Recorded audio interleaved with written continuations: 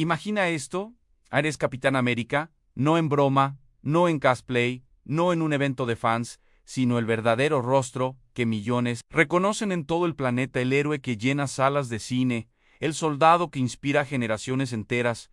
Y aún así, detrás de una puerta 5 minutos antes de una entrevista, estás temblando, sudando, tragando saliva, como si tu vida dependiera de ello, sintiendo algo tan intenso que ni todos los superpoderes del mundo podrían detenerlo. Ahora imagina que eres Adi, una voz que puede partir el aire en dos, un artista que llena estadios y arrastra masas, una mujer que ganó Grammys, Oscars, aplausos interminables, pero que antes de cada presentación literalmente siente que no puede respirar, que el pecho se le cierra, que el mundo se le encoge, que el escenario se convierte en una criatura enorme, a punto de devorarla viva. Y entonces surge la pregunta que nos abre este viaje: ¿cómo es posible que gente tan increíble, tan admirada, tan exitosa, sufra algo que muchos consideran una simple timidez, un nerviosito común, un detallito sin importancia? Hoy te voy a mostrar que esa percepción es una completa mentira, que lo que llamamos ansiedad social no es un juego, no es una fase, no es un rasgo de personalidad, sino un tormento interno capaz de doblar a los más fuertes, a los más famosos, a los más preparados. Olvida todo lo que crees que sabes sobre la timidez, porque la ansiedad social no es mariposas en el estómago, no es inseguridad, no es incomodidad pasajera, sino un miedo eléctrico profundo y visceral, un miedo que tu cuerpo interpreta como un ataque real, aunque la amenaza sea simplemente que alguien te mire. El cuerpo humano está diseñado para sobrevivir, no para quedar bien en una presentación, y cuando siente que está en peligro activa alarmas que no preguntan. Si estás en un salón de clases, en un escenario o frente a tu jefe, por eso, cuando estás parado frente a 20 personas explicando 3 diapositivas, tu corazón late como si estuvieras huyendo de un león. Tus manos tiemblan como si cargaras dinamita. Tu respiración se acorta como si el aire fuera un lujo y tu mente se llena de pensamientos catastróficos que no puedes controlar ni silenciar. La ciencia define la ansiedad social como un miedo persistente e irracional a ser juzgado, observado, humillado, un miedo tan fuerte que convierte una escena cotidiana en una amenaza mortal. Lo más doloroso es que quienes lo viven saben que es irracional, saben que nadie los quiere destruir, saben que no se van a morir, pero aún así no pueden evitarlo. La lógica desaparece cuando tu cerebro enciende las alarmas equivocadas. Imagina tu mente como un radar que evolucionó hace miles de años. Cuando ser rechazado por tu grupo significaba morir de frío o de hambre. Cuando pertenecer no era emocional, sino vital. Ese radar detectaba críticas, tensiones y señales sociales para protegerte. Pero hoy, en pleno siglo XXI, ese radar sigue activo. Solo que ahora, en vez de protegerte de lobos, te protege de presentaciones en PowerPoint, conversaciones incómodas, saludos torpes y ojos que te observan. Por eso, cuando comienzan a mirarte, tu cerebro interpreta que estás en peligro, que podrías ser expulsado del grupo, juzgado, señalado, y desata una respuesta idéntica a la que tendrías si un animal salvaje estuviera a tu espalda. Y lo peor es que este miedo activa un mecanismo mental mucho más perverso. Empiezas a observarte como si fueras otra persona. Como si una cámara estuviera encima de ti grabando cada fallo, cada movimiento raro, cada microexpresión que haces sin darte cuenta. Esa autovigilancia extrema amplifica todo. Si te sudan las manos, lo sientes como si te escurrieran litros. Si tartamudeas un poco, lo percibes como un desastre absoluto. Si alguien bosteza, lo interpretas como aburrimiento o desprecio. Tu mente no ve la realidad. Ve una versión exagerada, filtrada y distorsionada por el miedo. Este patrón no ocurre solo durante la situación. Días antes, ya estás sufriendo. Días después, sigues analizando lo que pasó, repasando cada segundo, castigándote mentalmente por pequeños detalles que otros ni siquiera notaron. Ese análisis posterior, esa rumiación constante, retroalimenta el miedo para la próxima vez, y así el ciclo continúa. Chris Evans, antes de convertirse en Capitán América, rechazó varias veces el papel, no por falta de talento, sino por miedo. El peso de la fama, la exposición, las entrevistas, la presión mediática, el juicio constante, lo hacían sentirse atrapado, sin aire, sin control. Él mismo admitió que pensó que aceptar ese rol lo destruiría mentalmente. Lo que lo salvó fue una combinación precisa, apoyo social, terapia profesional, meditación, ejercicio físico y exposición gradual.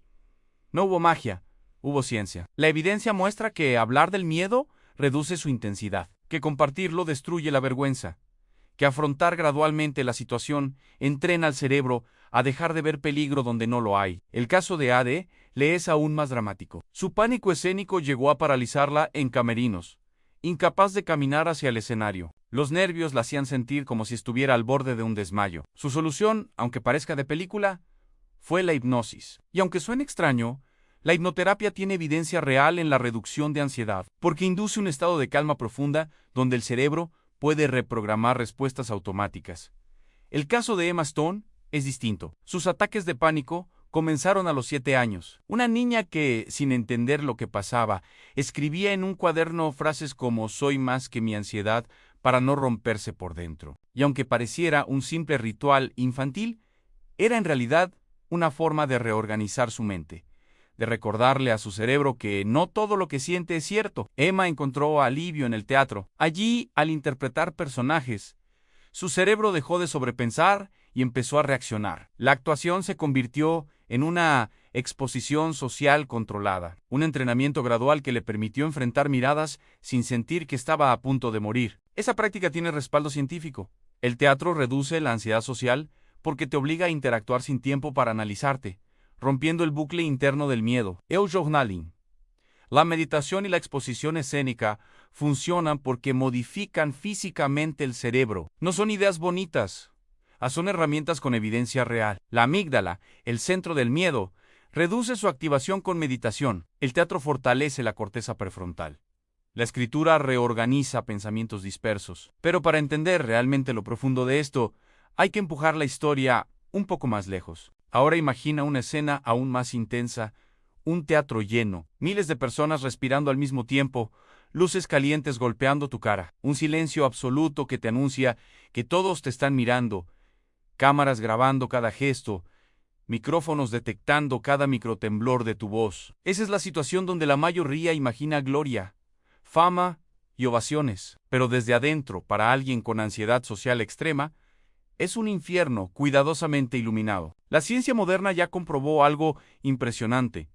El cerebro de una persona con ansiedad social reacciona casi idéntico al de alguien que está siendo atacado físicamente. Esto no es exageración dramática, no es metáfora. Las neuroimágenes muestran que la amígdala se dispara como una alarma rota, que el sistema nervioso simpático entra en alerta, que los músculos se tensan como si fueras a pelear o correr, aunque estés simplemente hablando frente a otros. Esa reacción es irracional, sí, pero no es tu culpa. Es un mecanismo antiguo funcionando en un mundo moderno. Y lo más sorprendente es que ese mecanismo se puede recalibrar. Exponer al cerebro a situaciones sociales de forma repetida y controlada produce cambios reales en la estructura y función neurológica.